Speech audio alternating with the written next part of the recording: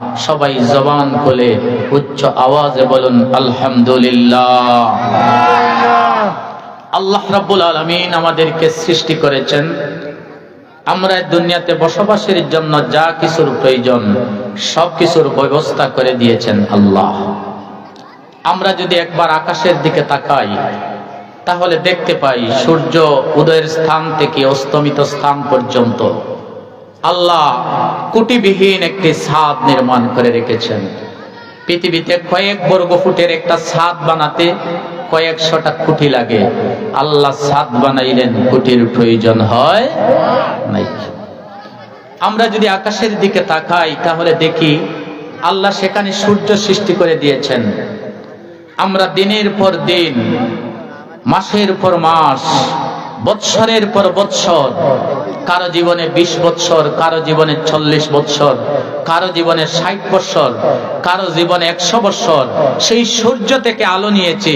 কোনদিন বিদ্যুৎ বিলের মতো কোন ফেরেশতা আমাদের বাড়িতে বিল নিতে আসেন? রাত্রেবেলা কয়েকটা বাল্ব জ্বালাই, মাস শেষ হলেই 4000 5000 টাকা বিল আসে কিনা? কিন্তু দিনের পর দিন সারা জীবন আমি সূর্যের আলো নিলাম, আল্লাহ কোনদিন আমার কাছ থেকে বিল নেন নাই। আল্লাহ রাব্বুল আলামিন আকাশের মধ্যে মেঘমালা সৃষ্টি করেছেন। কখনো শিলাবৃষ্টি হয়, আমাদের ফসল আদি নষ্ট হয়ে যায়। আমাদের ফসল আদি যেন নষ্ট না হয় এই কারণে আল্লাহ রাব্বুল আলামিন আকাশ থেকে সুইয়ের দানার চাইতে আরো চিকন করে জমিনে বৃষ্টি করেন। আমি যদি আপনাদের কাছে প্রশ্ন রাখি, আকাশ থেকে জমিনে বৃষ্টি নিক্ষেপ করেন কে? তাহলে কি জবাব দিবেন? আপনাদের কথা শুনে মনে হচ্ছে যেখানে আল্লাহ শব্দ নিতে কোনো নিষেধাজ্ঞা আছে। আমাদের জন্য যে বৃষ্টি নিক্ষেপ করেন, এই বৃষ্টি নিক্ষেপ করেন কে? আল্লাহ রাব্বুল আলামিন। আমরা যেই মাটিতে বসে আজকে আলোচনা শুনতেছি, এই মাটি সৃষ্টি করেছেন। এমন কি উপাদান দ্বারা এই মাটি সৃষ্টি করেছেন, আজ পর্যন্ত বিজ্ঞান সব উপাদান আবিষ্কার করতে পারে নাই। একই মাটিতে যখন আমরা আমের গাছ বপন করি, সেখানে আমের গাছ হয়, আমের ফল হয়, আমরা আমের স্বাদ লাভ করি। আবার এই মাটিতে কাঁঠালের গাছ রোপণ করলে ফল হয় কি? কাঁঠাল। আমরা কাঁঠালের স্বাদ লাভ করি। একই মাটিতে ভিন্ন রকমের গাছ রোপণ করলে ভিন্ন রকমের গাছ হয়, ভিন্ন রকমের ফল হয়, আমরা ভিন্ন রকমের স্বাদ লাভ করি। এই মাটি সৃষ্টি করেছেন কে? কখনো বৃষ্টি বন্ধ হয়ে যায়, বৃষ্টি বন্ধ হলে যেন আমরা পানির অসুবিধা বোধ না করি। এই কারণে আল্লাহ রাব্বুল আলামিন মাটির নিচে স্তরে স্তরে পানির লেয়ার সৃষ্টি করে রেখেছেন। এই কারণে পাতালপুরি থেকে পানির কান ধরে আমরা পানি টেনে আনতে কোনো অসুবিধা হয়। আমি যদি বলি পাতালপুরিতে বিশুদ্ধ পানির ব্যবস্থা করে দিয়েছেন কে? আল্লাহ। আমরা এই দুনিয়াতে বসবাস করার জন্য যা কিছুর প্রয়োজন সব কিছুর ব্যবস্থা করে দিলেন আল্লাহ। এরপরও আমরা যেন এই আল্লাহকে না বলি। আল্লাহ রাব্বুল আলামিন 1,24,000 নবী রাসূল এই দুনিয়াতে প্রেরণ করেছেন। সর্বশেষে প্রেরণ করেছেন, আমাদেরকে দান করেছেন সর্বশ্রেষ্ঠ নবী হযরতে মুহাম্মদুর রাসূল। সবাই বলুন সাল্লাল্লাহু আলাইহি ওয়াসাল্লাম। আল্লাহ রাব্বুল আলামিন আমরা যেন আল্লাহকে না বলি এই কারণে 104 খান আসমানি কিতাব দিয়েছেন। এর মধ্যে সবচেয়ে শ্রেষ্ঠ কিতাব আমাদেরকে দিয়েছেন আল কোরআন। বলেন সুবহানাল্লাহ। আল্লাহ আমাদেরকে কোরআন শরীফ দিয়েছেন। আমরা যেন আল্লাহকে না বুঝি, না বলি। এই কোরআনটা আমরা সাধারণত মনে করি যে ধর্মীয় গ্রন্থ। এটা প্রচলিত অর্থে যেই ধর্মগ্রন্থ বলা হয়, কোরআন এইরকম কোন ধর্মগ্রন্থ। বেদকেও ধর্মগ্রন্থ বলা হয়, গীতাকে ধর্মগ্রন্থ বলা হয়। যত ধর্ম আছে, মানব রচিত সব ধর্মেরও ধর্মগ্রন্থ আছে। কোরআন এইরকম কোন ধর্মগ্রন্থ না। কোরআন হলো আমার আল্লাহর কালাম। বলেন সুবহানাল্লাহ।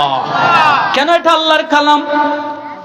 এই পৃথিবীতে যত লেখক আছেন, যারাই কিছু লিখেন, বই লিখেন, একটা ভূমিকা দেন, দেন কি দেন না?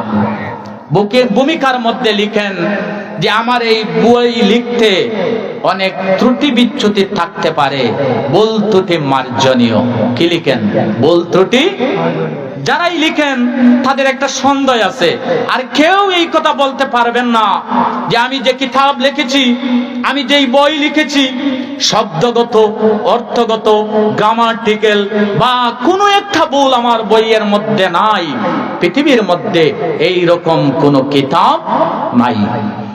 আল্লাহ রাব্বুল আলামিন তার কালাম দুনিয়াতে দিলেন, আল কোরআন নাজিল করে প্রথমেই চ্যালেঞ্জ করলেন। আল্লাহ রাব্বুল আলামিন জানিয়ে দিলেন আমার কালাম, এই কালামের মধ্যে বলতে দূরের কথা, এটার মধ্যে কোনো সন্দেহ সংশয়ের অবকাশ নেই। বলেন সুবহানাল্লাহ। জালিকাল কিতাবু লা রাইবা ফি। ভূমিকায় আল্লাহ বলে দিলেন যেটা আমার কালাম, এটাতে ভুল দূরের কথা, সন্দেহ সংশয়ের কোনো অবকাশ নাই। আল্লাহ চ্যালেঞ্জ ছুড়ে দিলেন যেটা আমার কালাম, তোমাদের যদি সন্দেহ হয় তাহলে তোমরা আমার কালামের একটা আয়াতের মতো আয়াত নিয়ে আসো। প্রিয় নবী সাল্লাল্লাহু আলাইহি সাল্লাম কোরআনের আয়াত যখন সাহাবায়ে কেরাম রিদওয়ানুল্লাহু তাআলা আলাইহিম আজমাইনদের কাছে পাঠ করে শোনাতে শুরু করলেন, কিছু সংখ্যক মক্কার কাফেররা বলতে শুরু করলো মুহাম্মদুর রাসূল এমন একজন জাদুকর, এমন কিছু আবিষ্কার করেছেন যেইগুলা সে নিজে থেকে নিজে আবৃত্তি করতেছে। বলেন নাউজুবিল্লাহ, যে এটা মুহাম্মদের আবৃত্তি। আল্লাহ রাব্বুল আলামিন বললেন তোমরা যদি মনে করো কালাম মুহাম্মদুর রাসূল নিজে আবৃত্তি করতেছেন, তাহলে তোমরা কোরআনের একটি সূরা আনয়ন করো, এনে দেখাও যে আমরা অনুরূপ সূরা তৈরি করতে পারি। বিশ্বনবী মুহাম্মদুর রাসূল আরবের মানুষের সামনে, কাফের বেঈমানদের সামনে ছোট একটি সূরা চ্যালেঞ্জ দিয়ে দিলেন। বললেন ইন্না আতাইনাকাল কাউসার ফাসাল্লি লিরাব্বিকা ওয়ানহার। এইটুকু লিখে দিয়ে শূন্যস্থান রেখে দিলেন। ইন্না আতাইনাকাল কাউসার ফাসাল্লি লিরাব্বিকা ওয়ানহার। যদি এটা আল্লাহর কালাম না হয়, মুহাম্মদের রচিত হয়, তাহলে তোমরা বলো তো দেখি এরপরে কি হবে। আরবের মানুষ, আইয়ামে জাহিলিয়তের সমাজের মানুষ, সেই সময়ে সাহিত্যিকতায় অনেক দক্ষতা ছিল। আরবের যত বড় বড় কবি সাহিত্যিক ছিল, যত বুদ্ধিজীবীরা ছিল, সবাই সেদিন এই শূন্যস্থানের মধ্যে লিখে দিয়েছিল লাইসা হাযা কালামিল বাশার, যেটা মানব রচিত কোন কালাম হতে পারে না, এটা আল্লাহর কালাম। কোরআনটা কি? আল্লাহর কালাম। আওয়াজ দিয়ে বলুন কোরআনটা কি?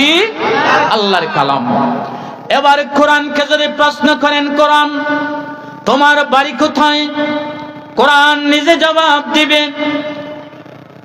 কোরআন আমি আল্লাহর কালাম, আমার বাড়ি হলো, আমার ঠিকানা হলো বাল হুয়া কুরআনুম মাজিদুম ফি লাওহিম মাহফুজ।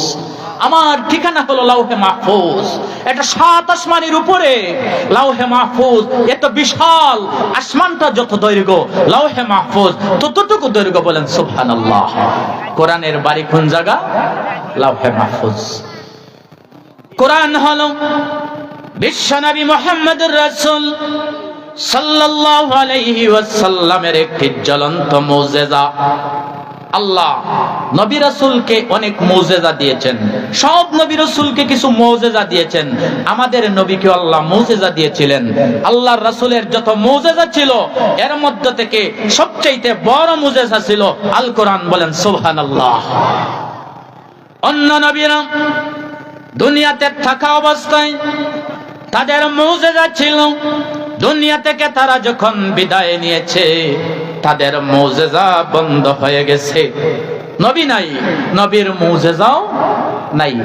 ঈসা আলাইহিস সালামের মুজিজা ছিল, তিনি যখন বলতেন কুম বিইজনিল্লাহ, কোন মৃতকে উদ্দেশ্য করে বলতেন আল্লাহর হুকুমে তুমি ভালো হয়ে যাও, তুমি জিন্দা হয়ে যাও। মৃত্যু ব্যক্তি জিন্দা হয়ে যেত। এটা ঈসা নবীর মুজিজা ছিল। ঈসা নবীর কোন উম্মত এই মুজিজা দেখাতে পারবে? আজকে যদি ঈসা নবীর কোন উম্মতকে বলা হয় তোমাদের নবীর মুজিজা ছিল, কুম বিজনিল্লাহ বললে মোরা জিন্দা হয়ে যেত, দেখি তোমরা জিন্দা করো, ঈসা নবীর উম্মতের পক্ষে জিন্দা করা সম্ভব হবে? সুলাইমান আলাইহিস সালাম চলে গেছেন, সুলাইমান নবীর সব মুজিজা বন্ধ হয়ে গেছে। মুসা আলাইহিস সালাম বিদায় হয়েছেন, মুসা নবীর মুজিজা বন্ধ হয়ে গেছে। কিন্তু আল্লাহর রাসূল বিশ্ব নবী মুহাম্মদুর রাসূল দুনিয়া থেকে বিদায় হলেও নবীর মুজিজা বন্ধ হয় না, মুজিজা বন্ধ হয় নাই এবং কিয়ামত পর্যন্ত নবীর এই মুজিজা বন্ধ হবে। কারণ নবীর মুজিজা কোরআন, কোরআন ছিল, আছে, কিয়ামত পর্যন্ত থাকবে কি আল কোরআন। অন্য নবীরা চলে গেছেন, 104 খানা আসমানি কিতাব, এর মধ্যে প্রধান 4 খানা আসমানি কিতাব, সবকটি কিতাব নবী চলে যাওয়ার সাথে সাথে কিতাবের আইন রহিত হয়ে গেছে। কিন্তু আল্লাহ রাব্বুল আলামিন আমাদের কাছে যেই কোরআন দান করেছেন, এই কোরআনের আইন কোনোদিন রহিত হবে না। আচ্ছা বলেন তো, আজকে যদি কেউ বলেন সারা জীবন কোরআন দিয়ে তারাবির নামাজ পড়লাম আর ভালো লাগে না, এবার জাবুর দিয়ে আমরা তারাবির নামাজ পড়বো, তাহলে কি তারাবির নামাজ হবে? কেউ যদি বলে যে ইনজিল দিয়ে আমরা তারাবির নামাজ পড়বো, নামাজ হবে? তাওরাত দিয়ে তারাবির নামাজ পড়লে নামাজ হবে? নবী চলে গেছেন, তাওরাতের আইন রহিত হয়ে গেছে। নবী চলে গেছেন, ইনজিলের আইন রহিত হয়ে গেছে। নবী চলে গেছেন, জাবুরের আইন রহিত হয়ে গেছে। আমাদের নবী চলে গেছেন, 1500 বছর হয়ে গেছে, কিন্তু কোরআনের আইন রহিত হয় নাই এবং কিয়ামত পর্যন্ত রহিত হবে না। আল্লাহ রাব্বুল আলামিন কোরআন দিয়েছেন সকল নবীর শ্রেষ্ঠ নবী সাইয়্যিদুল মুরসালিন আহমদ মুস্তাফা মুহাম্মদুর রাসূল সাল্লাল্লাহু আলাইহি ওয়াসাল্লামকে যেমন শ্রেষ্ঠ নবীর কিতাব কোরআন, কোরআনের ইজ্জত বেড়ে গেছে। যখন কোনো বস্তু, কোনো মানুষ, কোনো কেউ এই কোরআনের পাশে, কোরআনের মহব্বতে আসবে, যেই কোরআনের কাছে আসবে, তার ইজ্জত বৃদ্ধি করে দিবেন কে? যারা এই কোরআনের কাছে আসবে তাদের ইজ্জত বৃদ্ধি করে দিবেন আল্লাহ রাব্বুল আলামিন। কোরআন নাজিল করেছেন রমজান শরীফে। বলেন তো 12 মাসের মধ্যে রমজান শরীফের দাম অন্য মাসের চাইতে কম না বেশ? দাম বৃদ্ধি করে দিয়েছেন কে? রমজানের দাম বাড়লো কেন?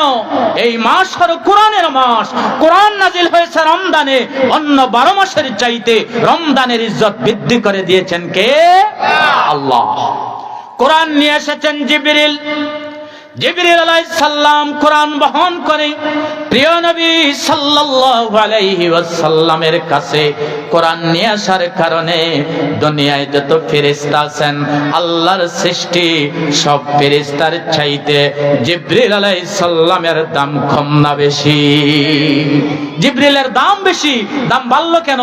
কোরআন বহন করার কারণে সব ফেরেশতার চাইতে আল্লাহ জিবরিলের মর্যাদা বাড়াই দিয়েছেন। বলেন সুবহানাল্লাহ। কোরআন নাজিল হয়েছে যেই রাতে, 365 রাতের মধ্যে সবচেয়ে দামি রাত হলো কোরআনের রাত। কোরআন নাজিল হয়েছে শবে কদরের রাত। শবে কদরের রাতের দাম অন্য রাতের চাইতে কম না বেশি? দাম বাড়াই দিছে কে? আল্লাহ। কেন বাড়াই দিলেন? যে এই রাতে কোরআন নাজিল হয়েছে, যিনি কোরআন বহন করেছেন জিবরিল, আল্লাহ সব ফেরেশতার চাইতে জিবরিলের দাম বাড়াই দিয়েছেন। কোরআন নাজিল হয়েছে রমজানে, আল্লাহ সব মাসের চাইতে রমজানের ইজ্জত বাড়াই দিয়েছেন। কোরআন নাজিল হয়েছে যেই রাতে, সবে কদরের দাম আল্লাহ সব রাতের চাইতে বৃদ্ধি করে দিয়েছেন। বলেন সুবহানাল্লাহ। কোরআনের কাছে যেই আসবে তার দাম বাড়াই দিবেন কে? আল্লাহ। মনুর মুখের জনাব আব্দুল করিম সাহেব, আমি উদাহরণের জন্য বলছি, যদি কেউ নামের সাথে মিলে যায় কোনো কিছু মনে করবেন না। মনুর মুখের আব্দুর রহিম সাহেব কে? আব্দুর রহিম সাহেব তিনি বাজার থেকে 3 গজ কাপড় আনছেন। মনোরমুখ বাজারের একটা টেইলারকে দিয়ে বলছেন, ভাই আমার এই 3 গজ কাপড় দিয়া তুমি একটি পাঞ্জাবি বানাইবা। টেইলার সাহেব একটা পাঞ্জাবি বানাইছেন, বানাইয়া 2টা টুকরা কাপড় তিনি রেখে দিছেন। আসার পরে বলছেন, আব্দুল করিম সাহেব আপনি যে কাপড় দিছিলেন এই কাপড় দিয়ে পাঞ্জাবি বানাইছে, আর এইরকম 2টা পিস রইছে, কি করব?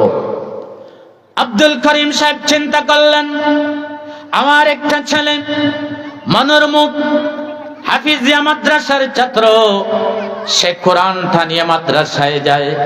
যেই 2টা পিস কাপড় রয়েছে, এই 2টা পিস কাপড় দিয়া আমি যদি কোরআনের একটা গিলাফ বানায়া দেই, তাহলে আমার ছেলেটা কোরআন গিলাফের ভিতরে ঢুকাই দিয়া বুকে করে মাদ্রাসায় নিয়ে যাবে। এখন তিনি বললেন যে টেইলার সাহেব আমার এই কাপড় দিয়ে একটা গিলাফ বানাই দাও। টেইলার সাহেব গিলাফও বানাই দিছেন। এখন আব্দুল করিম সাহেব পাঞ্জাবি নিয়েও রাখছেন, আলনার মধ্যে পাঞ্জাবি পরে গেছে, কার পাও লেগে গেছে, কেউ পাঞ্জাবি তুলে পাঞ্জাবির মধ্যে চুমা দিবে, বুকে জড়াইবে। কিন্তু একটানের কাপড় 3 গজ কাপড় থেকে যেই কাপড় দিয়া কোরআনের গিলাফ বানানো হয়েছে, এই গিলাফটা যদি মাটিতে পড়ে যায় তাহলে হাতে নিয়ে মুখের মধ্যে লাগিয়ে চুমা দেয়, বুকে ধারণ করে। এটা হলো কোরআনের গিলাফ। কোরআনের গিলাফের দাম বাড়লো কেন? কোরআনের সাথে লাগার কারণে, কোরআনের কাছে আসার কারণে এই 2 পিস কাপড়ের ইজ্জত বাড়াই দিছে কে? আল্লাহ।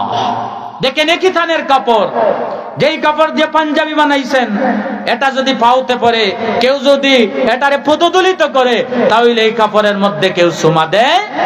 কিন্তু এই পিসের যেই অংশটা দিয়া কোরআনের গিলাফ বানানো হয়েছে, এই অংশটা যদি মাটিতে পড়ে, তাহলে আমরা এটাকে ছোমা দেই, এটাকে অন্যান্য অত্যন্ত সম্মান করি। কোরআনের পাশে আসার কারণে এই কাপড়ের ইজ্জত বাড়াই দিছে কে? আল্লাহ। আব্দুর রহিম সাহেব তার বাড়ির সামন থেকে একটা গাছ কাটছেন, সেগুন গাছ কেটে এই কাঠ দিয়ে সুন্দর করে সোফা বানাইছেন। আবার তিনি ডাইনিং টেবিল, চেয়ার, ঘরের আসবাবপত্র তৈরি করছেন। 2টা পিস কাঠ রয়ে গেছে। তখন তিনি কাঠমিস্ত্রিকেও বলছেন, ভাই সব তো বানাইলাম, আমার তো একটা নাতি মনোরমুখ মাদ্রাসায় পড়ে, তার কোরআন রাখার কোনো ব্যবস্থা নাই, এই 2 টুকরা কাঠ দিয়া তুমি একটা রিয়াল বানাই দাও। কাঠমিস্ত্রি রিয়াল বানাইছে। আচ্ছা বলেন তো, যেটা দিয়ে চেয়ার বানাইছেন, এটা টান দিয়ে নে, এটাতে পাও রেখে দাঁড়িয়ে ফ্যান পরিষ্কার করা হয়, উপরে উঠা হয়, এটাতে পাও লাগানো হয়, পদদলিত করা হয়। কিন্তু যেই 2 টুকরা কাঠ দ্বারা কোরআনের রিয়াল তৈরি করা হয়, এই 2 টুকরা কাঠ যদি ভুল ক্রমে কেউ পাও লাগে, তাহলে এটাকে ছোমা দেয়, সালাম করে, বুকে ধারণ করে। একই গাছের কাঠ, যেই কাঠ দিয়া সোফা বানানো হয়, যেই কাঠ দিয়া চেয়ার বানানো হয়, এটাকে পদদলিত করানো হয়। কিন্তু যেটা দিয়া কোরআনের রিয়াল বানানো হয়, এটাকে ছোমা দেওয়া হয়, বুকে ধারণ করা হয়। এই কাঠের ইজ্জত বাড়াই দিছে কে? বাড়ছে কি কারণে? কোরআনের সোহবত, কোরআনের সাথে সে মিলে গেছে। কোরআনের পাশে আসার কারণে আল্লাহ রাব্বুল আলামিন এই কাঠের দাম বাড়াই দিছে, এই কাঠের ইজ্জত বাড়াই দিছে। বলেন সুবহানাল্লাহ। এক্সাম্পল গুলো আনলাম এই কারণে, একবার চিন্তা করুন, যদি 1 টুকরা কাঠ কোরআনে লাগার কারণে এই কাঠের দাম বেড়ে যায়, এই কাঠের ইজ্জত বেড়ে যায়। 1/2 গজ কাপড়, এই কাপড়টা কোরআনের গিলাফ হওয়ার কারণে এই কাপড়ের ইজ্জত বেড়ে যায়। যাদের বুকে কোরআন আছে, যারা কোরআন ধারণ করে, কোরআন লালন করে, যারা কোরআন শিখে, যারা কোরআন শিখায়, যারা কোরআন শিখানোর জন্য দিন রাত পরিশ্রম করে, যারা একটা হাফিজিয়া মাদ্রাসা পরিচালনা করার জন্য দিবানিশি পরিশ্রম করে, ওদের ইজ্জত আছে কি নাই?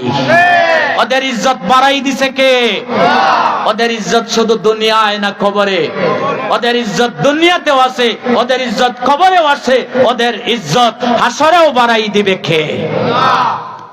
প্রশ্ন হলো, ওদের ইজ্জত কতটুকু? আসমানের নিচে, জমিনের উপরে যত প্রতিষ্ঠান আছে, সবচেয়ে দামি প্রতিষ্ঠান এই প্রতিষ্ঠান, যেই প্রতিষ্ঠানের মধ্যে আল্লাহর কালাম কোরআন শরীফ পড়ানো হয়, বলেন সুবহানাল্লাহ।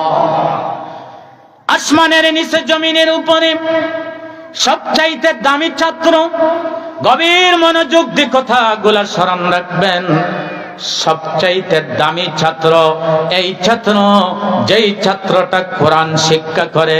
এই পৃথিবীর মধ্যে সবচাইতে দামি শিক্ষক এই শিক্ষক, যেই শিক্ষক কোরআন শিক্ষা দেয়, বলেন না সুবহানাল্লাহ।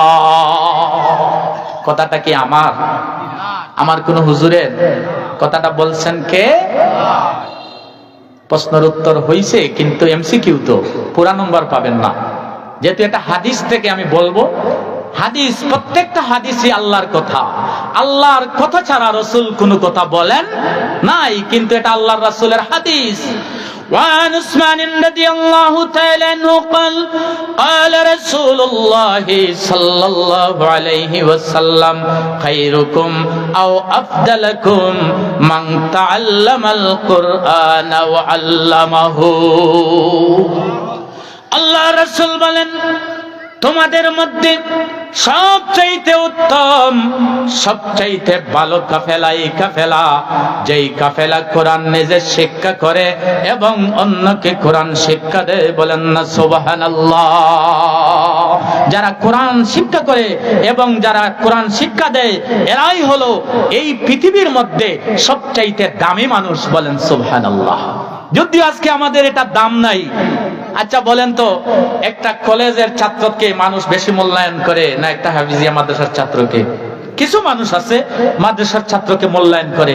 এক সময় ছিল, আমরা যখন ছোট ছিলাম, আমাদের বাড়ি তো রেল লাইনের পাশ ঘেঁষা, আমরা রেল ব্যবহার করতাম বেশি। যখন স্টেশন থেকে আমরা ট্রেনে উঠতাম, অনেক বয়সী মানুষ, বৃদ্ধ মানুষ সিট থেকে দাঁড়িয়ে মাদ্রাসার একটা ছাত্র দেখলে বুকে জড়ায় নিতেন, বলতেন, বাবা বসো, তুমি কোরআনের খাদিম, বলেন সুবহানাল্লাহ। আজকে আর মাদ্রাসার ছাত্রদেরকে এই সম্মান দেখানো হয় না। দুনিয়ার মানুষ সম্মান না দেখালেও ওদের দাম আছে কার কাছে? যারা কোরআনের খাদিম, যারা কোরআন পড়ে, যারা কোরআন পড়ায়, যারা কোরআন দানন করে, যারা কোরআন লালন করে, ওদের দাম বাড়াই দিবেন কে? আল্লাহ। ওদের দাম কেমন দাম? হযরতে উমর রাদিয়াল্লাহু তাআলা আনহু মক্কা শরীফে যাকে গভর্নর নিযুক্ত করেছিলেন, তিনি একবার এসে দেখলেন মক্কা শরীফে হযরতে উমর রাদিয়াল্লাহু তাআলা আনহু মক্কা শরীফে এসে তার গভর্নরের সাথে দেখা করলেন। এই গভর্নরকে জিজ্ঞাসা করলেন যে, তুমি মক্কার গভর্নর, কিন্তু পাশে যে গ্রাম্য এলাকা আছে, এই গ্রাম্য এলাকাগুলাতে তুমি কাকে গভর্নর দিছো? যে মক্কার শহরের তো গভর্নর তুমি, কিন্তু পার্শ্ববর্তী গ্রাম্য এলাকায় তো কিছু গভর্নর নিয়োগ দিছো, কাকে গভর্নর বানাইছো? মক্কার গভর্নর জবাব দিবেন, আমিরুল মুমিনিন হযরতে উমর রাদিয়াল্লাহু তাআলা আনহু, আমি তো গ্রামের যেই সমস্ত মফস্বল এলাকা আছে, এই মফস্বল এলাকাগুলাতে একজন মুক্ত দাস হাফজা, এক দাসকে আমি আমির বানাই দিছি, বলেন সুবহানাল্লাহ। হযরতে উমর রাদিয়াল্লাহু তাআলা আনহু ডাক দিয়ে বললেন, তুমি কি কারণে একজন দাসকে, একটা গোলামকে কেন আমির বানাইলো? মক্কার গভর্নর হযরতে উমর রাদিয়াল্লাহু তাআলা আনহুকে জবাব দেন, উমর, আমি একজন দাসকে এই কারণে আমির বানাই দিছি, কারণ উনি হলেন কোরআনে বিশেষজ্ঞ। শুধু কোরআনে বিশেষজ্ঞ না, উনি ফরাইজে বিজ্ঞ এবং উনি উত্তম ফয়সালাকারী। তার তিনটা গুণের কারণে সে দাস হলেও, এক গোলাম হলেও তাকে আমি আমির বানাই দিছি, বলেন সুবহানাল্লাহ। তার তিন গুণের মধ্যে সবচাইতে প্রধান এবং প্রথম গুণ কি ছিল? সে কোরআনের বিশেষজ্ঞ ছিল, সে কোরআন জানতো। কোরআন জানার কারণে মক্কার গভর্নর একজন গোলামকে আমির বানাই দিয়েছেন, বলেন সুবহানাল্লাহ। তাহলে এই হাদিস থেকে আমরা কি বুঝলাম? যে একজন মানুষের যদি কিছুই না থাকে, তার যদি কিছুই না থাকে, এরপরও যদি তার মধ্যে কোরআন থাকে, তাহলে তাকে ইজ্জত দিতে হবে, তাকে সম্মান দিতে হবে। গ্রামের মাতব্বর বানাবেন কাকে? যার কাছে কোরআন আছে। গ্রামের মাতব্বরি দিবেন কাকে? মসজিদ মাদ্রাসার মাতব্বরি দিবেন কাকে? যার কাছে কোরআন আছে। আজকে কি আমরা এই চিন্তা করি, এক হাফিজ সাহেব যদি মেম্বারিতে খারাপ হন, তাহলে কে কেউ ফাঁস করাবে? চেয়ারম্যানই তো বাদ দিলাম, এক মেম্বারিতে যদি এক হাফিজ সাহেব খারাপ হন যে আমি মেম্বার হব, কিন্তু সাহাবায়ে কেরাম রিদওয়ানুল্লাহি তাআলা আলাইহিম মানুষকে সম্মান দেওয়ার জন্য যে মাপকাঠি ব্যবহার করতেন, সেটা হলো কোরআন। যে কোরআন বেশি জানে, তাকে বেশি ইজ্জত দিতে হবে। বলেন সুবহানাল্লাহ। উহুদের যুদ্ধে যেই সমস্ত সাহাবায়ে কেরাম রিদওয়ানুল্লাহি তাআলা আলাইহিম আজমাইন শহীদ হয়েছিলেন, উহুদের যুদ্ধে বেশি সংখ্যক সাহাবী শহীদ হওয়ার কারণে কাপড়ের সংকীর্ণতা পড়েছিল, অভাব পড়ে গেছিল। যে আমরা যেভাবে 3 কাপড় দিয়া দাফন করি, এই রকম কাপড় নাই। 2 জন সাহাবীকে এক কাপড়ের মধ্যে রেখে আল্লাহর রাসূলকে দাফন করতে শুরু করলেন। বলেন সুবহানাল্লাহ। এবারে প্রশ্ন হলো, এক কাপড়ে 2 জন সাহাবীকে দাফন করলেন, যাকে কিবলার দিকে রাখা হয় তাকে প্রাধান্য দেওয়া হয়। 2 জন রাখবেন, তাহলে একজন তো পশ্চিম দিকে থাকবেন আর একজন পূব দিকে থাকবেন। যাকে পশ্চিম দিকে রাখা হলো, অথবা যেই দিক হোক, কিবলার দিকে যাকে রাখা হলো, তাকে বেশি মূল্যায়ন করা হলো, প্রাধান্য দেওয়া হলো। আল্লাহর রাসূল চিন্তা করলেন, কাকে প্রাধান্য দেওয়া হবে, কাকে ইজ্জত দেওয়া হবে। আল্লাহর রাসূল বিশ্বনবী মুহাম্মদুর রাসূল সাল্লাল্লাহু আলাইহি ওয়াসাল্লাম সাহাবায়ে কেরাম রিদওয়ানুল্লাহি তাআলা আলাইহিম আজমাইনকে প্রশ্ন করলেন, আমার সাহাবীরা এই 2 জনের মধ্যে কে বেশি কোরআন জানে? সাহাবায়ে কেরাম একজন সাহাবীদের দিকে ইশারা করলেন, বললেন, ইয়া রাসূলুল্লাহ, ইয়া হাবিবাল্লাহ, এই সাহাবী কোরআনে অগ্রগামী। সাহাবায়ে কেরাম যাকে ইশারা করেছেন আল্লাহর রাসূল, এই সাহাবীকে অগ্রাধিকার দিয়ে, মর্যাদা দিয়ে কিবলার দিকে রেখে এক কাপড়ে দাফন করেছেন। বলেন সুবহানাল্লাহ। তাহলে দেখা যায় আল্লাহর রাসূল যার কাছে কোরআন আছে তাকে সম্মান বেশি দিয়েছেন, যার কাছে কোরআন আছে তাকে অগ্রাধিকার দিয়ে কবরস্থ করেছেন, কাফন করেছেন, দাফন করেছেন। বলেন সুবহানাল্লাহ। কোরআনে হাফেজ ওদের মর্যাদা তো অনেক ঊর্ধ্বে। আপনি যদি একটাবার আপনার জবান দিয়ে কোরআনের একটা হরফ তেলাওয়াত করেন, দুনিয়ার এমন কোন কিতাব নাই, দুনিয়ার এমন কোন বই নাই যেটা তেলাওয়াত করলেই প্রতি হরফে হরফে আল্লাহ রাব্বুল আলামিন আপনার আমলনামার মধ্যে 10 নেকি লিখে দিবেন। একমাত্র আল্লাহর কালাম আপনার জবান দিয়ে যদি একটা হরফ তেলাওয়াত করেন, আল্লাহ আমলনামার মধ্যে 10 নেকি লিখে দেন। বলেন সুবহানাল্লাহ। আল্লাহর রাসূল বলেন, মান কারা হারফাম মিন কিতাবিল্লাহি ফালাহু বিহাসানা ওয়াল হাসানাতু বিআশরি আমসালিহা। কেউ যদি কোরআনের একটি হরফ তেলাওয়াত করে, তার আমলনামার মধ্যে একটি একটি নেকি লিখে দেওয়া হয়, এটাকে 10 পর্যন্ত বৃদ্ধি করে দেওয়া হয়। আল্লাহর রাসূল বললেন, লা আকুল আলিফ লাম মিম হারফান বাল আলিফ হারফান লাম হারফান মিম হারফান। বলেন সুবহানাল্লাহ। আল্লাহর রাসূল বলেন, আমি আলিফকে একটা হরফ বলি না, আমি আলিফ লাম মিমকে একটা হরফ বলি না। আলিফ একটা হরফ, লাম একটা হরফ এবং মিম একটা হরফ। কেউ যদি আলিফ লাম মিম সহি শুদ্ধভাবে তিলাওয়াত করে, তার আমলনামার মধ্যে 30টা নেকি লিখে দেওয়া হবে। বলেন সুবহানাল্লাহ। আজকে আমাদের মধ্যে কিছু হাইব্রিড স্কলারস আছে, কিছু হাইব্রিড বক্তা আছে। ওরা বক্তব্য দেয় যে কোরআনে হাফিজ যারা, ওরা তো শুধু কোরআন মুখস্থ করে, কোরআনের অর্থ জানে না, তাফসীর জানে না, কোরআনের কিছুই বুঝে না। তাহলে কোরআন যদি শুধু পড়েই আর মুখস্থ করে, আর কোরআন যদি ওরা সারা দিন তিলাওয়াত করে, তাহলে কি ফায়দা হবে? কোরআন তো বুঝলো না, না বুঝলে কোনো ফায়দা হয় না। বলেন নাউজুবিল্লাহ। আচ্ছা, সে ফতোয়াবাজি করতেছে হাফিজ সাহেবের সাথে না আল্লাহর রাসূলের সাথে? কার বিরুদ্ধে ফতোয়া দিচ্ছে? আল্লাহর রাসূলের বিরুদ্ধে। কারণ আল্লাহর রাসূল বলছেন, কেউ বুঝুক কিংবা না বুঝুক, কেউ যদি তার জবান দিয়ে একবার আলিফ লাম মিম তেলাওয়াত করে, তার আমলনামার মধ্যে আল্লাহ 30 নেকি লিখে দেবেন। আর আজকের মোল্লা ওয়াজ করে বোঝায় যে অর্থ না জানলে কোনো সওয়াব হবে। আল্লাহর রাসূল বললেন এই হাদিসের মধ্যে, লা আকুলু আলিফ লাম মিম হারফান বাল আলিফ হারফান লাম হারফান মিম হারফান। এই হাদিসটাই প্রমাণ করে কোরআন তিলাওয়াত করে 30টা নেকি পাইতে অর্থ জানার শর্ত না। হ্যাঁ, আপনি যদি অর্থ জানেন, আপনি যদি তাফসীর জানেন, তাহলে নূর নালা নূর আরো ভালো হবে, সওয়াব আরো বেশি পাবেন, জানা দরকার। তাই বলে তো এক গ্রামের সব মানুষ মুহাদ্দিস হওয়া সম্ভব না, মুফাসসির হওয়া সম্ভব না। এই কারণে যারা দরকার এরা শিখবে, কিন্তু যদি কেউ নাও শিখে, শুধু কোরআন তিলাওয়াত শিখে, যদি কোরআন না বুঝেও তিলাওয়াত করে, আমলনামার মধ্যে 30 নেকি লিখে দেবেন কে? আল্লাহ। আল্লাহ রাসূল বললেন, লা কুল আলিফ লাম মিম হারফান বাল আলিফ হারফান লাম হারফান মিম হারফান। আমরা জানি আলিফ লাম মিম এটার অর্থ দুনিয়ার কোন মুফাসসিরিনে কেরামরা জানেন না।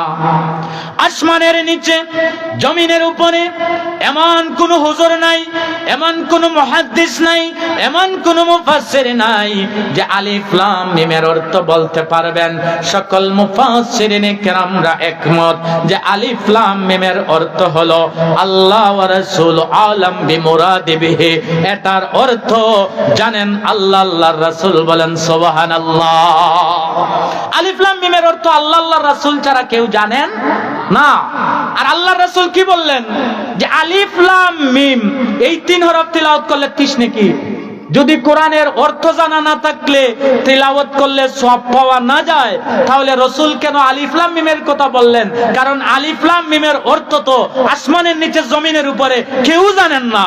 তাহলে রাসূল যেটার অর্থ কেউ জানেন না, এটা বলে যখন বললেন যেটা তিলাওয়াত করলে 30 নেকি, তাহলে বোঝা যায় কোরআন তিলাওয়াত করে 30 নেকি পেতে হলে এটার অর্থ জানার শর্ত না।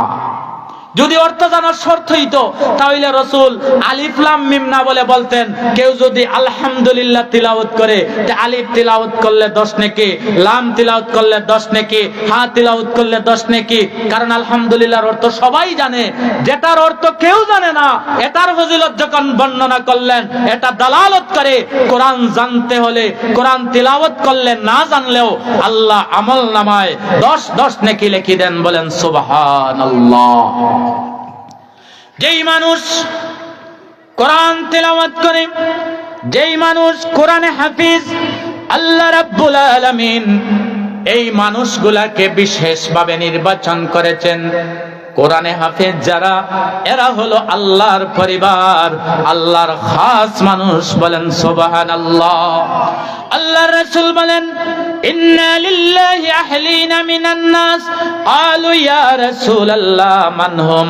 ক্বালা হুম আহলুল কুরআন আহলুল্লাহি খাসসা। আল্লাহর রাসূল বলেন, এই দুনিয়াতে কিছু মানুষ আছে যারা আল্লাহর পরিবার। সাহাবায়ে কেরামরা জিজ্ঞাসা করেন, ইয়া রাসূলুল্লাহ, ইয়া হাবিবাল্লাহ, মানহুম? ইয়া রাসূলুল্লাহ, কারা আল্লাহর পরিবার? আল্লাহর রাসূল জবাব দিলেন, হুম আহলুল কোরআন আহলুল্লাহি খাসসা। যারা আহলে কোরআন, এরা আল্লাহর পরিবার, আল্লাহর খাস মানুষ। বলেন সুবহানাল্লাহ। এই দুনিয়াতে চেয়ারম্যান সাহেবের কিছু খাস মানুষ আছে, আছে কি নাই? একটা দরখাস্ত নিয়ে যেতে হলে খাস মানুষকে না ধরলে চেয়ারম্যান পাওয়া যায়। চা থেকে পেয়ালা গরম, চেয়ারম্যান সাহেবের কাছে যাওয়া যায়, কিন্তু খাস মানুষের কাছে যাওয়া। মন্ত্রীর কাছে যাইতে হলে তো অবস্থা খারাপ। কত গেইটে যে মন্ত্রীর কত খাস লোক আছে। দুনিয়ার চেয়ারম্যান, মেম্বার, এমপি, প্রেসিডেন্ট, সবার কিছু খাস মানুষ আছে। ওদেরকে না ধরলে মন্ত্রী পর্যন্ত যাওয়া যায় না, ওদেরকে না ধরলে চেয়ারম্যানের কাছে যাওয়া যায় না, এমপি সাহেবের খাস মানুষের কাছে না গেলে এমপি পর্যন্ত পৌঁছা যায় না। আল্লাহ বলেন, আমার এইরকম কিছু খাস মানুষ আছে, আমার পরিবারস্থ কিছু মানুষ আছে, মন্ত্রীর পরিবারের কারোর সাথে যদি সম্পর্ক হয়ে যায় তাহলে তো আর ওইছেই। তার কাছে যেমন সারা দুনিয়া তার মুঠির ভিতরে, যদি চেয়ারম্যানের পরিবারের মানুষ এমপির পরিবারের মানুষ হয়ে যায় আর এর সাথে যদি কোনো মানুষের সম্পর্ক হয়ে যায় আর তো কোনো কথাই নাই। আল্লাহ বলেন দুনিয়ার মন্ত্রী মিনিস্টার এর পাশের মানুষ যারা, এদেরকেও তো মানুষ ইজ্জত করে। আমার কিছু খাস মানুষ আছে, আমার পরিবারস্থ কিছু মানুষ আছে, ওরা হলো এই সমস্ত মানুষ যারা হলো আহলে কোরআন, কোরআনে হাফিজ যারা, এরা হলো আমার পরিবার, এরা হলো আমার খাস মানুষ। বলেন সুবহানাল্লাহ। আপনারা ভাগ্যবান, আপনাদের গ্রামে আল্লাহর খাস মানুষের একটা প্রতিষ্ঠান করে তুলছেন। বলেন সুবহানাল্লাহ। আপনারা একটা হাফিজিয়া মাদ্রাসা করেছেন, এখানে হাফিজিয়া মাদ্রাসার ছাত্ররা আছে, সারাদিন কোরআন পড়ে আহলে কোরআনেরা। আপনি ওদেরকে বাড়িতে নেন, খাবার খাওয়ান, আবার এই মাদ্রাসাটা পরিচালনার জন্য দিন রাত পরিশ্রম করেন, হুজুররা কষ্ট করেন, এরাও আল্লাহর খাস মানুষ, ওদেরকে সাথে নিয়ে খাবার খান। আল্লাহর পরিবারের মানুষকে নিয়ে আপনার খাবার খাইতেছেন। বলেন সুবহানাল্লাহ। একটা হাফিজিয়া মাদ্রাসার ছাত্র আপনার ঘরে লজিং তাকে খাবার খায়, এটা হাফিজিয়া মাদ্রাসার ছাত্র না, এটা আব্দুল করিমের ছেলে মোহাম্মদ না, বরং এটা হলো আল্লাহর খাস মানুষ। বলেন সুবহানাল্লাহ।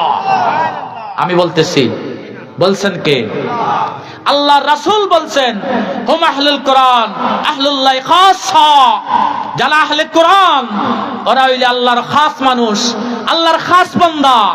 আপনি তো ওদের খেদমত করতেছেন, আপনারা ওদেরকে সময় দিতেছেন। আপনি হাফিজ সাহেব হতে পারেন না, আফসোস করার কিছু না। এই হাফিজিয়া মাদ্রাসায় সময় দেন, পরিশ্রম করেন। এই হাফিজিয়া মাদ্রাসার একটা বাচ্চাকে আপনি লজিং দিয়া আপনি সাহায্য করে তাকে কোরআনে হাফিজ বানান। একজন কোরআনে হাফিজ 10 জন মানুষকে কিয়ামতের মাঠে সুপারিশ করবে, যাদের জন্য জাহান্নাম ওয়াজিব ছিল। বলেন সুবহানাল্লাহ। এই 10 জনের মধ্যে মা বাবা উস্তাদ সহ যারা তাদেরকে লজিং দিয়ে শ্রম দিয়ে হাফিজ করেছে, এরা ওদের অন্তর্ভুক্ত থাকবে। এমন 10 জন মানুষকে ওরা সুপারিশ করবে যাদের জন্য জাহান্নাম ওয়াজিব ছিল, ওদেরকে সুপারিশ করে এই কোরআনের খাদিম বাচ্চারা জাহান্নাম থেকে নিয়ে বেহেশতে নিয়ে যাবে। বলেন সুবহানাল্লাহ। কোরআনে হাফিজ যারা মারা গেল ওদের দাম আছে, ওদের সিনা মাটিতে গ্রাস করতে পারে না। দুনিয়াতে যেইভাবে ওরা কোরআন তিলাওয়াত করে, এইভাবে কবরে গিয়েও ওরা কোরআন তিলাওয়াত করবে। বলেন সুবহানাল্লাহ। চিন্তা করতে পারবেন না, একজন সাহাবী, একজন কোরআনে হাফিজ, এই কোরআনটা মুখস্থ করতে কতবার সে কোরআনটা তিলাওয়াত করতে হয়। যেই বাচ্চাটা সর্বনিম্ন সময় 3 বছরে কোরআন হিফজ করে, যেই বাচ্চা 3 বছরে কোরআন হিফজ করে, গবেষণা করে দেখা গেছে সে মুখস্থ করার সময় কয়েকশোবার জপতে হয়, মুখস্থ করার পর হুজুরকে 700 বক আমখতা দিতে হয়, মুখস্থ করা শেষ হলেও দাওরা শুনাইতে হয়, সারা জীবন কোরআন পড়তে হয়। যারা তেরাবি পড়ান দেখেন না, হাফিজ সাহেবরা বাদ মাগরিব থেকে এশা পর্যন্ত কোনো কথাই বলা যায় না, শুধু কোরআন নিয়েই ব্যস্ত, শুধু কোরআন জপতেছেন। মারা যাওয়ার আগ পর্যন্ত দুনিয়াতে শুধু কোরআন জপতেই থাকেন। আজকে গবেষণা করে দেখা গেছে একটা বাচ্চা, যেই বাচ্চাটা 3 বছরে কোরআন হিফজ করে, সে নিম্নতম ভাবে 3.5 লক্ষ বার কোরআন তেলাওয়াত না করা পর্যন্ত কোরআন মুখস্থ করতে পারে না। বলেন সুবহানাল্লাহ। একটা কোরআনের খাদিমকে, একজন কোরআনে হাফিজকে কথা বলেন, চিন্তা করে বলবেন। কোরআনের খাদিম একটা বাচ্চাকে কথা বলেন, চিন্তা করে বলবেন। আর আপনি নিজেকে অনেক বড় মনে করবেন যদি কোরআনের একটা বাচ্চাকে আপনি খেদমত করতে পারেন। কার খেদমত করতেছেন? আপনার জীবনে কি একবার চিন্তা করেছেন যে আমি তো আমার জীবনে 100 বারও কোরআন খতম করতে পারি? কেউ আছেন যে 1000 বার আমি আমার জীবনে কোরআন খতম করছি? 1000 বার, 100 বার, কয়েকশো বার কোরআন খতম করছি এমন লোক খুঁজেই পাওয়া যায় না। কোরআনের ছোট 14 বছরের একটা বাচ্চা 3 বছরে কোরআন হিফজ করে। এই কোরআন হিফজ করতে কোরআনের খতম দিতে হয় 3.5 লক্ষ বার। বলেন সুবহানাল্লাহ। 3.5 লক্ষ বার না জপলে কোরআনের খতম না হলে তার কোরআন হিফজ করা সম্ভব। এরা হলো আল্লাহর প্রতিনিধি। আল্লাহ রাব্বুল আলামিন 1,26,000 নবী রাসূলকে 104 খানা আসমানি কিতাব দিয়েছেন। নবী চলে যাওয়ার সাথে সাথে যারাই দুনিয়াতে ছিল নবীর উম্মতরা, কোরআন তাদের কিতাবকে পরিবর্তন করে দিছে। আগের জাবুর আর এখন জাবুর না, ইনজিল আর আগের ইনজিল না, তাওরাত আর আগের তাওরাত। তাদের স্বার্থ অনুযায়ী যেটা বাদ দেওয়া দরকার বাদ দিছে, যেটা লাগাই দেওয়া দরকার সেটা লাগাই দিছে। কিন্তু কোরআন এমন কিতাব যেটা সৃষ্টির সময় লাউহে মাহফুজ থেকে জিবরিল আমিনের মাধ্যমে আল্লাহর রাসূলের কাছে যেইভাবে নাজিল করা হয়েছে কিয়ামত পর্যন্ত এইভাবেই থাকবে, কোনো পরিবর্তন হবে। এটাকে হেফাজত করবেন কে? আল্লাহ নিজে ওয়াদা করেছেন যে কোরআন নাজিল করেছি আমি। ইন্না নাহনু নাযালনা যিকরা ওয়া ইন্না লাহু লাহাফিজুন। কোরআন নাজিল করেছি আমি আল্লাহ, আর এটার হেফাজতের দায়িত্ব নিয়েছি আমি আল্লাহ। আল্লাহর হেফাজতে যেই কিতাব, এটা পরিবর্তন হবে। একবারে কি ইহুদি চিন্তা করলো কোরআন আল্লাহর কালাম, একটু তো পরীক্ষা করে দেখা দরকার। এই কারণে সে কোরআন হাতে লিখতে শুরু করলো। সে কয়েকটা কোরআন লিখলো, এটার মধ্যে কিছু আয়াতকে রদবদল করে দিল, কিছু আয়াত ছাড়লো, কিছু আয়াত নিজে সংযুক্ত করে দিল। সে কিছু তাওরাত লিখলো, এইভাবে কিছু সংযোজন বিয়োজন করলো। ইনজিল লিখলো, জাবুর লিখলো, এইভাবে সংযোজন বিয়োজন করে সে সব আসমানি কিতাব দিয়ে তাওরাতে পণ্ডিত যারা ওদের কাছে নিয়ে তাওরাত দিল, দান করলো, যে বললো এই তাওরাতটা তুমি পড়ো আমি লিখছি। জাবুরে পণ্ডিত যারা ওদেরকে জাবুর দিল, ইনজিলে পণ্ডিত যারা ওদেরকে ইনজিল দিল, কোরআনে পণ্ডিত যারা তাদের কাছে কোরআন দিল। জাবুরের পণ্ডিতরা জাবুর পেয়ে মহা খুশি, আমাকে একজন জাবুর দিছে। ইনজিলে পণ্ডিত যারা ইনজিল পেয়ে মহা খুশি, আমি একটা ইনজিল গিফট পাইছি। কিন্তু কোরআনে পণ্ডিত যারা, ওরা বলে যে তোমার এই কোরআন মানা যাবে। কেন মানা যাবে না? এই কোরআন সেই কোরআন না। কোরআন এমন একটি কিতাব, আল্লাহর রাসূলের আমলে আল্লাহর রাসূল স্বয়ং কোরআনে হাফেজ ছিলেন, বলেন সুবহানাল্লাহ। কোরআনে হাফিজদেরকে অবজ্ঞা করেন, চিন্তা করবেন হাফিজের বিরুদ্ধে কথা বলেন, স্বয়ং রাসূল কোরআনে হাফিজ ছিলেন, বলেন না সুবহানাল্লাহ। সাহাবায়ে কেরামদের মধ্যে 10,000 সাহাবায়ে কেরাম কোরআনে হাফিজ ছিলেন, বলেন সুবহানাল্লাহ। মহিলা সাহাবীদের মধ্য থেকেও 3 জন মহিলা সাহাবী কোরআনে হাফিজ ছিলেন। আম্মা জান আয়েশা সিদ্দিকা রাদিয়াল্লাহু তাআলা আনহা কোরআনে হাফিজ ছিলেন। হযরতে হাফসা রাদিয়াল্লাহু তাআলা আনহা কোরআনে হাফিজ ছিলেন। উম্মে সালমা রাদিয়াল্লাহু তাআলা আনহা কোরআনে হাফিজ ছিলেন, বলেন সুবহানাল্লাহ। রাসূল কোরআনে হাফিজ। 4 খলিফা আবু বকর সিদ্দিক কোরআনে হাফিজ, ওমর রাদিয়াল্লাহু তাআলা আনহু কোরআনে হাফিজ, আলী রাদিয়াল্লাহু তাআলা আনহু কোরআনে হাফিজ, হযরতে উসমান রাদিয়াল্লাহু তাআলা আনহু কোরআনে হাফিজ। 4 জন খলিফা কোরআনে হাফিজ ছিলেন, 4 জন মহিলা সাহাবী কোরআনে হাফিজ ছিলেন। এরপরও আরো সাহাবীদের মধ্যে সর্বমোট 10,000 সাহাবী কোরআনে হাফিজ ছিলেন, বলেন সুবহানাল্লাহ। 10,000 সাহাবী কোরআনে হাফিজ। সেখানেই শেষ না, এই ধারাবাহিকতা নবী থেকে সাহাবী, তাবী, তবে তাবিন, যত আইম্মায়ে মুজতাহিদিন আছেন, 4 মাযহাবের ইমাম, ইমাম আবু হানিফা, ইমাম শাফি, ইমাম মালিক, 4 ইমামই কোরআনে হাফিজ ছিলেন, বলেন সুবহানাল্লাহ। আবু হানিফা যদি কোরআনে হাফিজ না হতেন, খানায় কাবায় দাঁড়িয়ে আবু হানিফা রাহমাতুল্লাহি আলাইহি 2 রাকাত নামাজে 1 খতম কোরআন পড়তেন, বলেন সুবহানাল্লাহ। আমরা তো আস্থা রমজানে 1 খতম কোরআন পড়তে একবারে আতঙ্কিত হয়ে যাই, এত নামফা নামাজ কিভাবে পড়বো? আমাদের ইমাম খানায় কাবায় দাঁড়িয়ে 2 রাকাত নামাজে পুরো কোরআনকে খতম দিতেন, বলেন না সুবহানাল্লাহ। 4 ইমাম কোরআনে হাফিজ। এইভাবে আজকের দিন লক্ষ লক্ষ কোরআনে হাফিজ দ্বারা আল্লাহ যে ওয়াদা করেছেন, ইন্না নাহনু নাযালনা যিকরা ওয়া ইন্না লাহু হাফিজুন, আমি কোরআনকে হেফাজত করব। আল্লাহ অসংখ্য কোরআনে হাফিজ দ্বারা আল্লাহর কোরআনকে হেফাজত করবেন, বলেন সুবহানাল্লাহ। আজকে যদি আমি কোরআনের একটা আয়াত তো দূরের কথা, একটা নকশা পরিবর্তন করি, একটা হরকত পরিবর্তন করি, আপনাদের হাফিজ সাহেব লুকমা দিয়ে দিবেন যে হুজুর হয় নাই, আপনি জেরের জায়গায় পেশ পড়ে ফেলছেন, পেশের জায়গায় আপনি জবর পড়ে ফেলছেন। কোন হাফিজিয়া মাদ্রাসার পাশে ইমামতি করতে বড় ভয় লাগে। কারণ কি, হাফিজি মাদ্রাসা না হলে যদি এইরকম কোন ছোটখাটো ভুল হয় অন্যরা বুঝে না, কিন্তু জানে হাফিজ সাহেবরা আছেন, হাফিজি মাদ্রাসার ছাত্ররা আছে, যে কোনো হুজুর এখানে ইমামতি করতে পারে। কারণ ছাত্ররা লুকমা দিয়ে দিবে যে হুজুর এখানে তো পুরকে বারিক করে ফেললেন। আজকে দারুল কেরাতের কারণে আজ আমার অনেক ভালো লাগে, আমার বাড়িতে গেলেও দেখি অনেক গ্রামের হুজুররা আছেন যারা কারি সাহেব না, ওরা যদি নামাজ পড়াতে কোনো জের জবরে ভুল করে, পুর বাড়িকে ভুল করে, স্কুল মাদ্রাসার ছাত্র দারুল কেরাত থেকে রাবে পড়েছে, খামিজ পড়েছে, অনেক স্কুল মাদ্রাসার ছাত্র আছে, ওরা কারি সাহেব, ওরা আপত্তি তোলে যে হুজুর এই যে হুজুর নামাজ পড়াইলেন, ওনার তো নামাজ সহি না, কারণ ওনার কোরআন সহি হয়। কোরআনে হাফিজ যারা, ওদের মাধ্যমেই আল্লাহ রাব্বুল আলামিন কোরআনকে হেফাজত রাখবেন, বলেন সুবহানাল্লাহ। কোরআনে হাফিজ যারা কবরস্থ করার পর কবরের মাটি ওদেরকে গ্রাস করতে পারে না। আল্লাহ রাসূল একবার এক কাফেলাকে ভিন্ন দেশে দিনের দাওয়াত দেওয়ার জন্য প্রেরণ করলেন, কিন্তু এই দেশের মানুষ এই সাহাবায়ে কেরামদেরকে সুন্দরভাবে বরণ করল না। দেশের বাদশা তাদেরকে থাকা খাওয়ার কোনো ব্যবস্থা দিল না।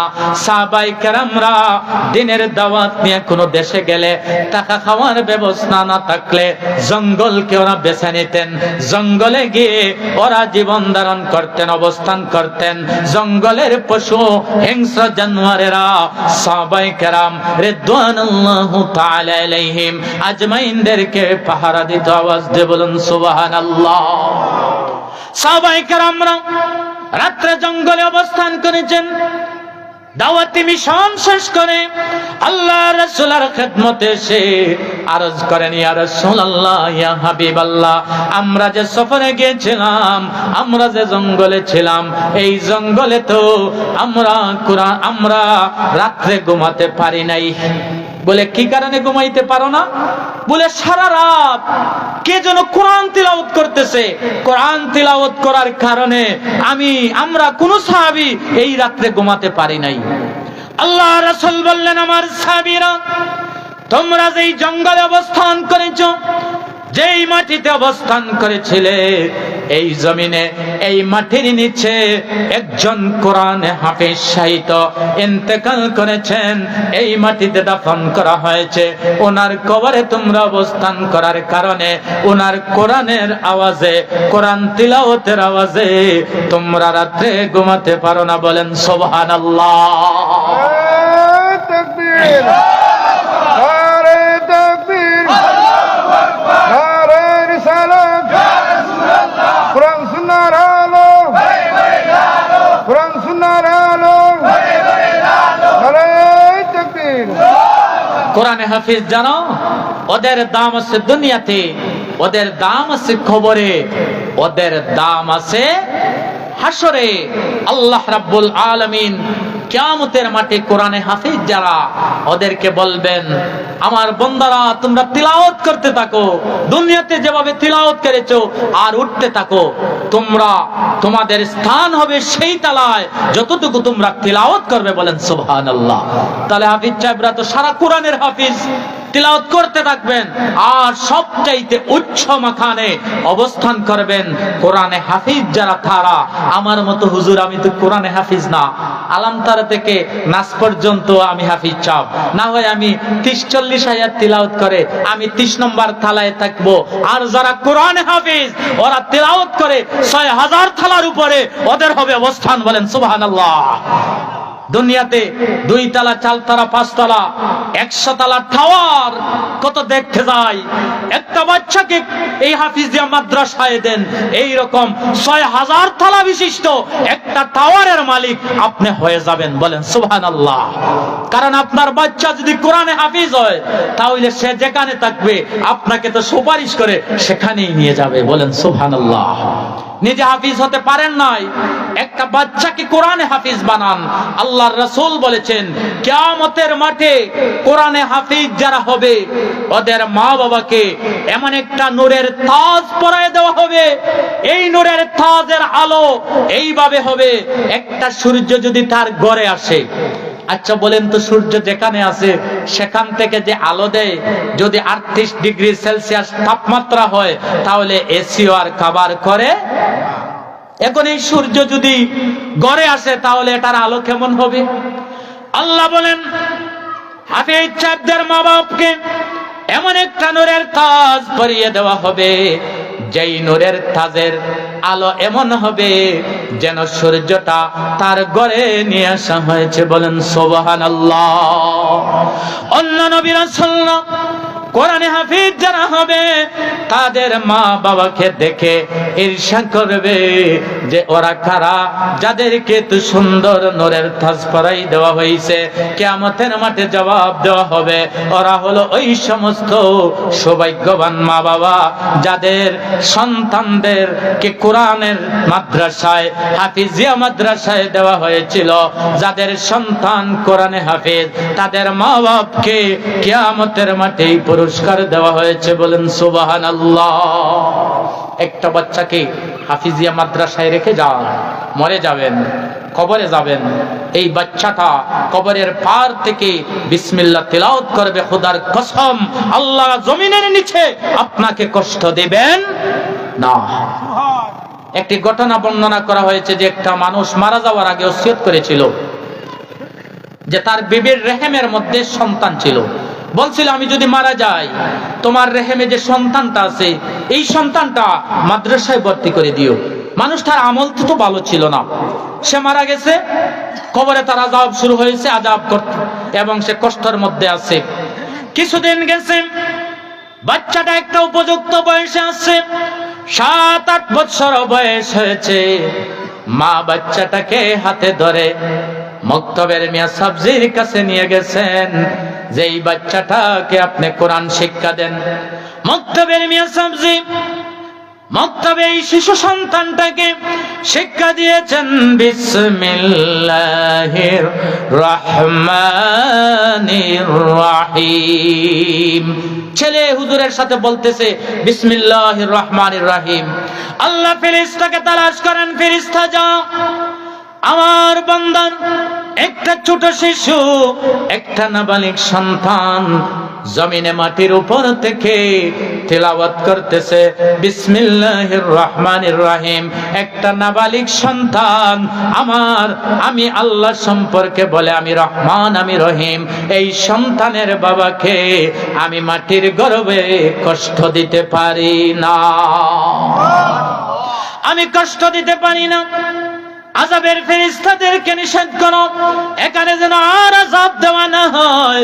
বেহেশতের দরজা খুলে দাও, বেহেশতের নিয়ামতগুলা দেই সন্তানের বাবার কবরকে ভরপুর করে দাও। একটা সন্তানকে আমানত রেখে যান, কোরআনের খেদমতে রেখে যান, আপনি চলে যাবেন। বাচ্চাটা আপনার জন্য যদি তিলাওয়াত করে, আপনার জন্য দোয়া করে, খোদার কসম আপনি গুনাহগার হলেও সন্তানের দোয়ার কারণে আল্লাহ আপনাকে ক্ষমা করে দিবেন। যাই হোক, আমি আজকে এই বিষয়টা নিয়ে কথা বললাম। মূল উদ্দেশ্য হলো একটা হাফিজিয়া মাদ্রাসা আছে, মাদ্রাসার উদ্যোগে এখানে একটা অনুষ্ঠান হবে, ভিন্ন বক্তা থেকে ভিন্ন রকমের আলোচনা শুনবেন। একটা হাফিজিয়া মাদ্রাসা পরিচালনার স্বার্থে আপনাদের মনে যদি এই মাদ্রাসার তোরা মহব্বত তোরা প্রেম জাগিয়ে দিয়ে যেতে পারে, এই মাদ্রাসাটা আরো সম্মুখে অগ্রসর হবে। আপনারা সমাপনীতে সেই কথাটা বলি মনে রাখবেন যে কোরআনের কাছে আসলে বাড়িয়ে দিবেন কে? কোরআনের খেদমত করলে ইজ্জত বাড়িয়ে দিবেন কে? যারাই কোরআনের খেদমত করবে আল্লাহ তাদের ইজ্জত বাড়িয়ে দিবেন, সম্মান বাড়িয়ে দিবেন। ছাত্র দেন দিয়ে খেদমত করেন, অথবা নিজের শ্রম দেন দিয়ে মাদ্রাসার খেদমত করেন, অথবা দান খয়রাত করে মাদ্রাসার খেদমত করেন। একান্ত না পারেন একটা ছাত্রকে লজিং দিয়ে এই মাদ্রাসার খেদমত করেন। আল্লাহর কাছে প্রার্থনা করি, আল্লাহ কিয়ামত পর্যন্ত এই হাফিজিয়া মাদ্রাসাকে এই জমিনে কবুল করো। এই রকম হাফিজ এখান থেকে তৈরি করে দাও, যেই সমস্ত হাফিজ সাহেবরা কিয়ামতের মাঠে 10 জন সুপারিশ করে বেহেশতে নিয়ে যাবে। সবাই বলুন আমিন। ওয়া আখির দাওয়ানা আনিল হামদুলিল্লাহি রাব্বিল আলামিন। সাল্লাল্লাহু আলা সাইয়্যিদিনা ওয়া মাওলানা মুহাম্মদ ওয়া আলা আলিহি ওয়া আসহাবিহি ওয়া সাল্লাম। সাল্লাল্লাহু আলা سيدنا ومولانا محمد وعلى آله وصحبه وسلم.